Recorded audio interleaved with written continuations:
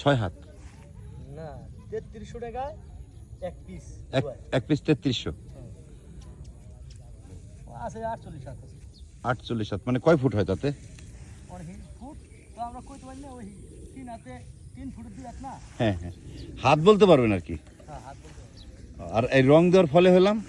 রং দেওয়ার ফলে মানে কেউ দেখে নিল না চুরি হলে যে একজন একটা চুরি করে নিয়ে যায় এ কি চুরিও হয় আবার চুরিও না এর সে দামি পাওয়া যায় নাকি আছে কিরকম দাম সেটি আছে 8000 10000 টাকা পড়ে সেগুলো আবার কয় ফুট বা কয় হাত এর থানি লম্বা এটি আর বড় এর থানি উঁচে বেশি বেনিফিট কি তাতে এটা মাছ বেশি টানে ও উঁচা যত উঁচা হবে তত মাছ বেশি টানবে কয়দিন পর পর তুলতে হয়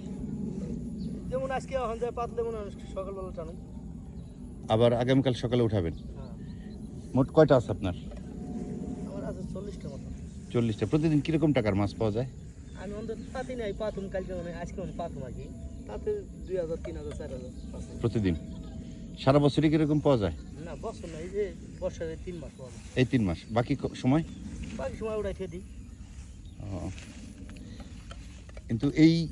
ইসে যে আমরা যখন এই দুয়ারিটা ব্যবহার করি এরপরে যে আপনার শামুক বা অন্যান্য কাঁকড়া এগুলো তো মার যায় তাই না হ্যাঁ শামুক কাঁকড়া সব পরে